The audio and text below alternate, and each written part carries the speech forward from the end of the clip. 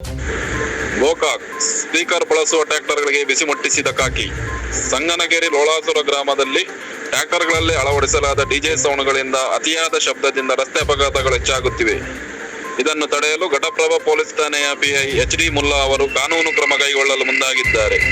ಇಂದು police ಸಿಬ್ಬಂದಿಗಳೊಂದಿಗೆ sound ಬಳಸುವ tractor ಚಾಲಕರಿಗೆ ಎಚ್ಚರಿಕೆ ನೀಡಿದರು.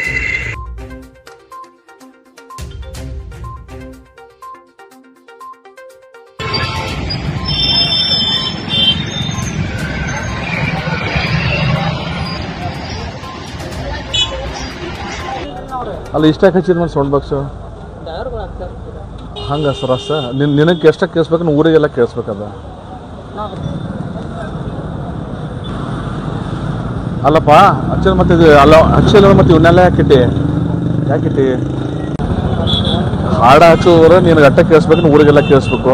ಏನ ನಾ ಏನು ಹೇಳ್ತೀನಿ, ಹಸ್ತಿಲ್ಲ ಒಟ್ಟು ಯಾರು ಹಚ್ತಾರಲ್ಲ ಎದೆ ಕುಡಿಸಿ ಮತ್ತೆ ತೆಗಿಲೇನ ಅದನ್ನು ಇಲ್ಲಿ.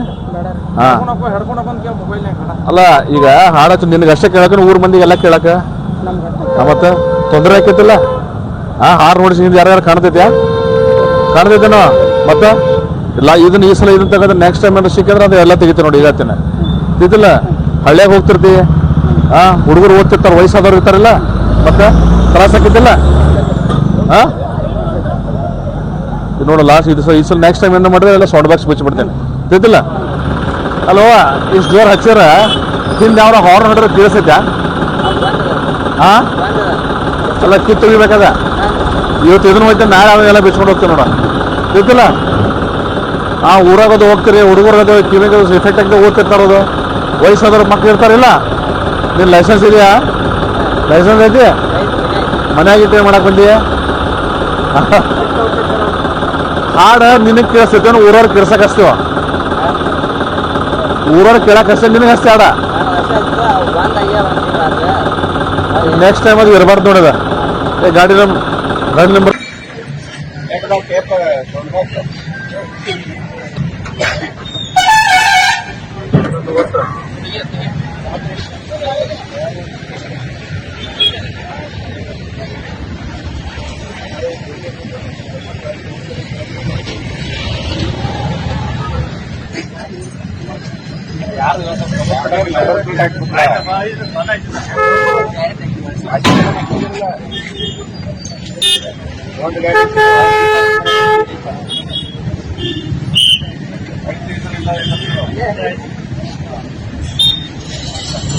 ವರದಿ ಮಂಜುನಾಥ್.